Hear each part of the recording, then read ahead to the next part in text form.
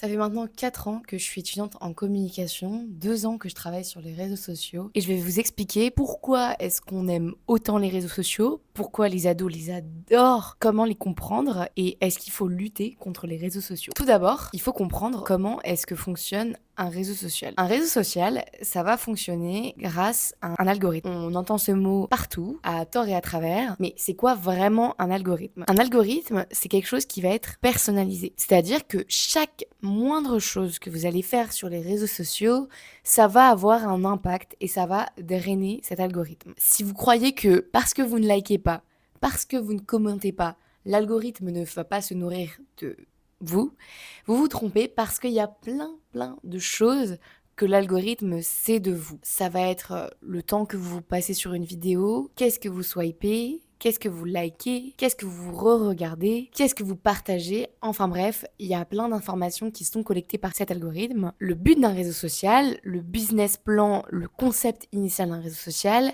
c'est le temps d'attention. En fait, on parle aujourd'hui d'un marché de l'économie de l'attention. Plus vous allez rester sur le réseau social, plus il va rester en boucle. Et pour vous prouver ça, on peut prendre un exemple, même plusieurs. Tout d'abord, l'exemple de BeReal, cette application qui consiste, en gros, chaque jour à un horaire différent, on doit se prendre en photo et la poster et chaque personne doit le faire. Et bien, cette application, ils ont eu un gros problème d'économie de l'attention puisque les gens prenaient juste leurs photos et ils la postaient et ils regardaient en fait les photos des autres et c'est tout et ils partaient de l'application.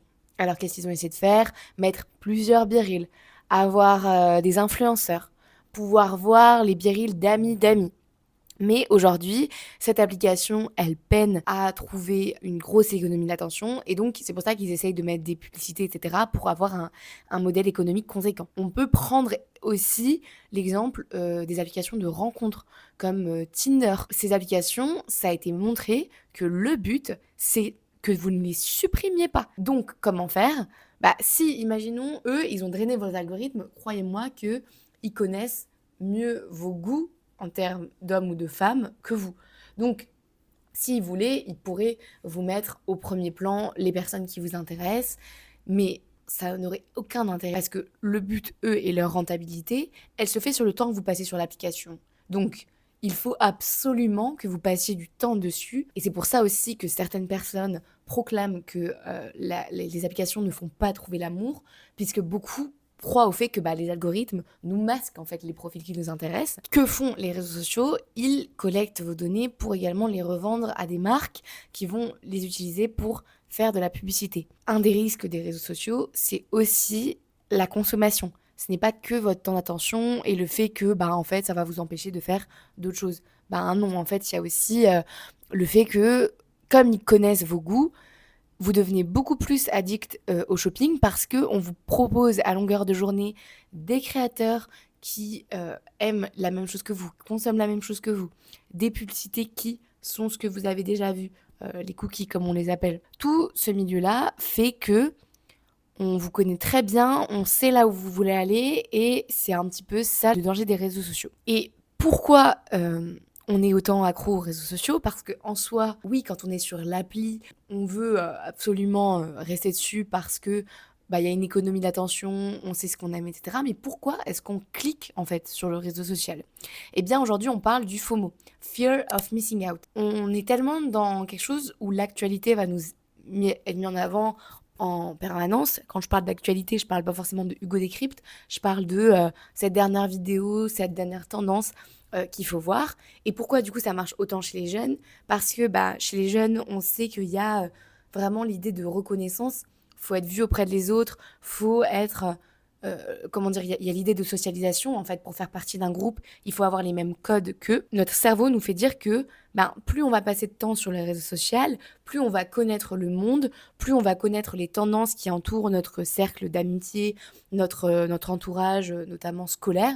Et donc, pour ça, il faut aller sur les réseaux sociaux pour savoir. Et il y a aussi l'idée de, au-delà de l'idée de socialisation, il y a l'idée de récompense. Notamment TikTok, qui est donc le réseau numéro 1 qui a complètement cassé les codes, qui a une ascension littéralement fulgurante ces dernières années, qui a bien compris ça, contrairement à Instagram, c'est que vous pouvez avoir un abonné sur TikTok. TikTok casse les codes.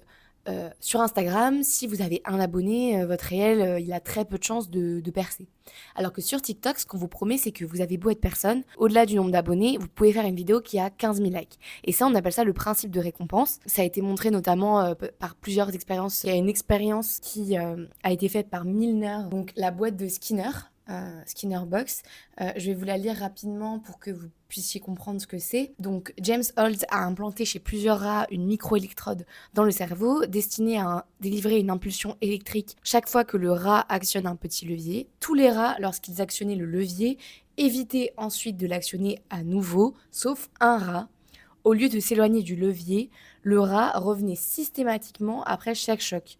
Les chercheurs ont procédé à une dissection du cerveau animal et se sont aperçus que l'électrode avait été implantée par erreur à côté de l'endroit où elle aurait dû se trouver, dans une région appelée l'aire tegmentale, ventrale ou ATV. Holt et Milner ont ensuite implanté à plusieurs rats une électrode dans ce nouvel endroit et ils ont placé les rats dans des cages où ils pouvaient s'auto-stimuler en appuyant eux-mêmes sur le levier qui commandait la distribution des chocs. Et donc on a observé que certains ont appuyé sur le levier plus de 200 fois par heure. Et donc ça montre que on a beau essayer de lutter, notre cerveau, il est réellement conditionné à quelque chose qui va être répétitif. Et c'est d'ailleurs pour ça que c'est très compliqué de se défaire des réseaux sociaux, parce qu'il faut se défaire et défaire notre cerveau de cette habitude.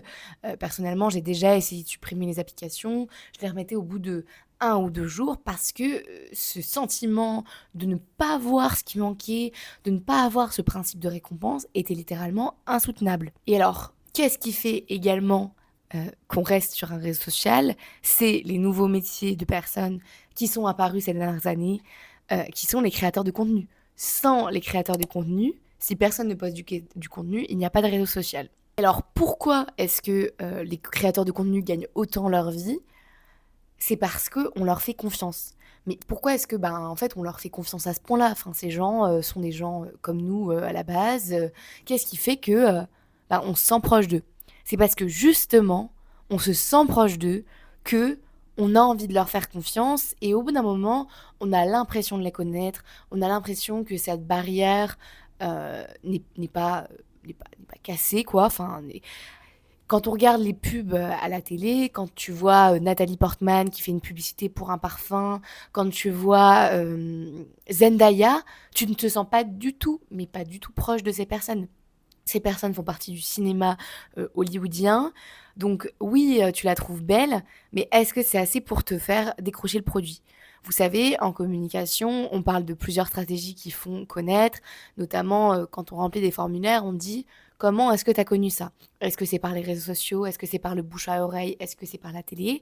Et le bouche à oreille, ça a été montré, c'est l'une des choses qui marche le plus en fait, parce que on a confiance dans la personne et on se dit mais quel est l'intérêt qu'elle aurait à mentir là-dessus? Alors qu'on sait que la star hollywoodienne, elle a des intérêts puisqu'elle va toucher un chèque énorme. Et les influenceurs, c'est à mi-chemin entre la célébrité et le bouche à oreille. Au début, ils nous montrent leur vie, leur quotidien, on se rapproche d'eux, on se sent super proche d'eux. Et du coup, quand ils commencent à nous conseiller des trucs, on se dit, en fait, je le connais, je connais sa vie, enfin, il a une vie simple comme la mienne, au début, ils vont au travail, tout ça, tout ça. Donc, forcément, il y a une certaine crédibilité qui est mise en avant. Et ça, c'est prouvé par les influenceurs. Quand on regarde les micro-influenceurs et les macros, on se rend compte aujourd'hui dans les marques dans les pôles communication, que les macro-influenceurs, donc les giga-influenceurs comme Lena Situation par exemple, ne vendent pas tellement parce que ces gens coûtent énormément d'argent et au final, on n'a pas tellement confiance en eux parce que au début, ils ont une vie, quand ils ont 10-20 000 abonnés, ils ont une vie sensible à la nôtre. Puis plus ils grossissent, plus il y a une situation que côtoie Anna Wintour, elle va à Las Vegas, à Los Angeles. On se dit, mais qu'est-ce que j'ai en commun maintenant avec cette personne? Et donc, on est réellement sur une célébrité qui nous propose un produit, VS le bouche à oreille, la sensation de bouche à oreille. Et donc, c'est pour ça qu'aujourd'hui, certaines marques misent leur stratégie sur les micro-influenceurs, qui sont du coup beaucoup plus proches de leur communauté, qu'une communauté beaucoup plus engagée, parce que la communauté, elle se dit, lui, j'ai grave envie de le soutenir. Je me dis, mais attends, il bosse de ouf, il va au travail tous les jours comme moi. Et donc, on a plus envie de soutenir ces personnes qui nous ressemblent que des gens qui ont désormais une vie complètement opposée à la nôtre. Pour les jeunes, est-ce que les réseaux sociaux, c'est bien ou c'est mal? Personnellement, je vais prendre mon exemple. Je regarde YouTube depuis que je suis en CM1. Aujourd'hui, mon travail, c'est les réseaux sociaux. Et je peux vous avouer que les réseaux sociaux n'ont pas que du blanc ou du noir. Il faut apprendre à gérer les réseaux sociaux et à comprendre comment ça marche. Si tu arrives à drainer ton algorithme, à faire en sorte que t'aies que du positivisme, que t'aies que, enfin pas forcément du positivisme, des choses qui te ressemblent, tu te sentiras beaucoup moins tiraillé par les réseaux sociaux que si tu as des modèles qui sont à milieu de toi. Le skin talk, par exemple, qui prend aujourd'hui beaucoup de marge sur les réseaux sociaux, notamment chez les jeunes, ça c'est un problème parce que on est vraiment sur un problème de santé publique. Alors que si demain, par exemple, tu vois, moi je me suis mis au tennis là il y a pas longtemps, et ben j'ai drainé mon algorithme pour avoir beaucoup de tennis. Et donc en fait, je regarde des vidéos, je regarde comment ils font, j'essaye de comprendre. Et du coup, le fait de les voir à la longueur de journée, ça me donne envie. Et ben ça, c'est hyper bénéf parce que ça me motive. Et c'est ça qui est important. C'est d'abord d'apprendre à se connaître soi et à se dire en fait, pourquoi? Essayer de réfléchir pourquoi je consomme les réseaux sociaux. Est-ce que c'est pour, genre j'adore la mode, donc j'ai envie de comprendre comment ça fonctionne, j'ai envie d'apprendre des choses. Est-ce que c'est pour avoir des recos? Donc par la suite, ça peut, genre recos podcast, bah du coup tu vas écouter des podcasts. Mais demain, si tu consommes les réseaux sociaux, tu sais pas pourquoi, tu as, peut-être des traumas, notamment des problèmes alimentaires, des problèmes d'estime de soi, et tu consommes des choses qui sont pas du tout accordées avec tes problèmes. Par exemple, tu vas consommer des gens qui vont prôner les TCA, qui vont prôner de la non-santé mentale, qui vont avoir un discours qui n'est pas bon pour toi, bah là, ça peut être un danger parce que toute la journée, on va te marteler que en gros, t'es nul et que tu sers à rien. Et aujourd'hui, le problème des réseaux sociaux, c'est ce qu'on appelle les bulles de filtre et les biais de confirmation. C'est quoi une bulle de filtre? C'est-à-dire que par exemple, on va dire que toi, tu penses que par exemple, les animaux sont supérieurs à l'être humain. Eh bien, demain, tu vas avoir que des TikTok, que des contenus Insta qui vont te dire les animaux sont supérieurs à l'être humain. Et alors, bah ça c'est super si t'adores ça, mais le souci c'est que du coup tu n'es plus du tout confronté à des idées différentes, tu n'as plus du tout cette ouverture au monde que tu pourrais avoir à l'époque où l'information était la même. Alors oui, on a une diversité de l'information et c'est d'ailleurs pour ça que je pense que le body positivisme a émergé, la santé mentale a émergé parce que justement on s'est confronté à des choses différentes qu'une information universelle, mais le souci c'est que dans cette information différente, on a une information universelle puisque du coup chacun reste bloqué dans des petites bulles qui vont du coup être sur la même plateforme et du coup ça va faire que ben chacun est dans son monde et croit avoir la même chose que d'autres, mais en fait pas du tout.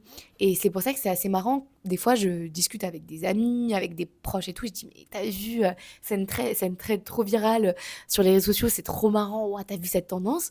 Et il est en mode, bah non, j'ai pas vu ça. Et je suis en mode, mais attends, mais enfin, si, c'est hyper tendance en ce moment. La personne est en mode, bah non, moi j'ai pas ça sur les réseaux sociaux. Et en fait, tu te rends compte que la personne, en fait, toi, t'as l'impression que c'est hyper viral parce que t'as liké, tu likes, tu likes. Donc lui, le réseau social, il te met tout ça en avant. Mais en fait, la personne en face de toi, elle n'a pas du tout le même algorithme que toi. Et donc, tout ce qui est question politique, question environnementale, question de santé publique, c'est là où les réseaux sociaux, ils ont un problème et c'est là où il faut aller confronter d'autres informations. Je dis pas que forcément, par exemple, la lecture, c'est forcément la meilleure des choses. Si tu as envie d'écouter des podcasts, si tu as envie de te renseigner différemment, c'est important. Si tu as envie de lire, c'est génial. Mais je pense qu'il faut croiser les sources d'informations. Et quand je dis croiser les sources, c'est pas que croiser, genre, tu vas aller regarder sur tel compte Insta et tel compte Insta. Il faut aussi t'informer de différentes manières pour justement avoir des avis qui vont confronter le tien et qui vont te dire, mais attends, mais merde, enfin là, non, je me trompe en fait dans comment je pense et qui vont faire en sorte que ton esprit critique se développe. Et c'est d'ailleurs pour ça qu'il y a des médias comme, je pense au Crayon, le crayon qui ont vraiment explosé les scores sur les réseaux sociaux parce que le crayon, justement, ce que eux ils prônent, c'est le fait de mettre deux avis différents en avant. Et donc l'avantage de ce média, c'est que par exemple, on va dire tu mets un pro-viande et un végétarien, bah du coup le pro-viande enfin le contenu il va tomber dans le compte du pro-viande et il va tomber dans le contenu du végétarien.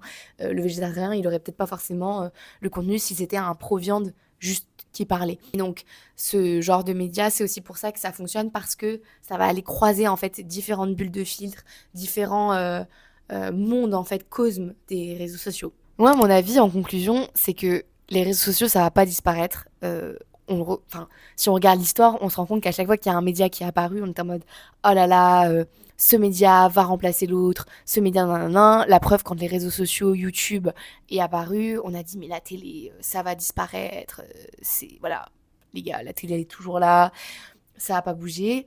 Donc voilà, ça va pas disparaître les réseaux sociaux, même si demain il y a une nouvelle forme d'information, de médias en fait qui se développent, ça va rester. Mais du coup, c'est pour ça que c'est hyper important de comprendre en fait pourquoi on fait les choses, pas que nous, mais aussi pourquoi en fait ce qu'on consomme, ils le font, pourquoi cette marque fait ça, et de vraiment comprendre. Et aussi nous, je pense qu'on est dans une génération où les parents au-dessus de nous, ils comprenaient pas ce monde et je pense que c'est aussi pour ça que la santé mentale, à la fois on en parle et à la fois elle en a pris un coup parce que on est arrivé sur un truc qui nous a bombardé d'informations, que ce soit des informations good vibes, mais aussi beaucoup de terreur, beaucoup de violence, beaucoup de choses malsaines et on n'avait pas l'habitude, on savait pas pourquoi on était confronté autant et en fait ça a fait un vrai choc pour notre cerveau et donc aujourd'hui c'est hyper important de sensibiliser à ça et de comprendre en fait pourquoi on fait les choses. J'espère que cette vidéo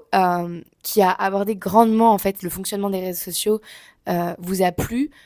Si vous voulez partager cette vidéo, ça me ferait plaisir. Donc n'hésitez pas à vous abonner et à aller voir. J'ai également un TikTok. Et oui, j'ai un réseau social. Voilà, donc sur ce, à bientôt.